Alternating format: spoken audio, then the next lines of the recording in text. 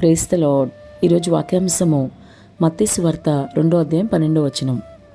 తరువాత హేరోదునొద్దకు వెళ్ళవద్దని స్వప్నమందు దేవుని చేత బోధింపబడిన వారై.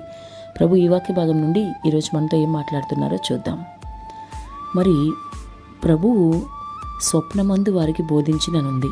నిజంగా దర్శనం, కళ, స్వప్నము ఇవన్నీ కూడా ఏంటంటే ప్రభు మనకిచ్చే గిఫ్ట్స్, అవన్నీ కూడా వరాలు, మనకిచ్చే బహుమతులు. కాబట్టి ఇవన్నీ అందరూ పొందుకునేవారు ఉండాలి. మరి సహోదరి, సహోదరుడా, ఈరోజు నువ్వు ఎటువంటి వ్యక్తివి? ప్రభు బోధలోనే ఉంటున్నావా? ఆయన ఇచ్చే వరాలు నీకున్నాయా? మరి ఆ బహుమతులు పొందుకోవాలన్న ఆలోచన నీకుందా? మరి ప్రభు నీతో మాట్లాడుతూ ఉన్నారా? దర్శనం చూస్తూ ఉన్నావా? ఆత్మీయస్థితి అసలు ఎలా ఉంది? ప్రభు బోధనలో నీవు అనుసరిస్తున్నావా?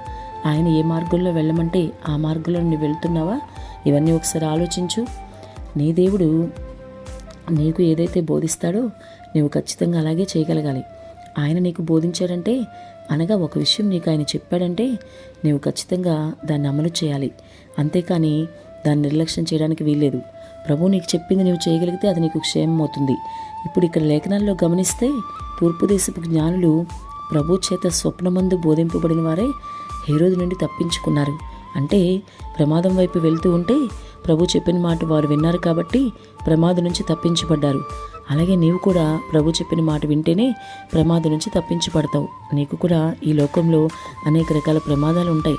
నిన్ను ఎలాగైనా ఇబ్బంది పెట్టాలని చూసే నీ శత్రువులు ఉంటారు.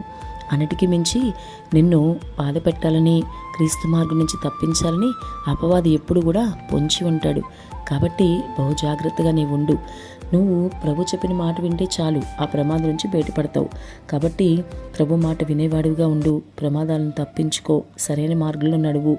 మరి అలనాడు జ్ఞానులు ఎలా చేశారో, దేవుని మాట విన్నారో, అలాగే నీవు కూడా దేవుని మాట విని ప్రమాదం నుంచి బయటపడు. ఆమెన్.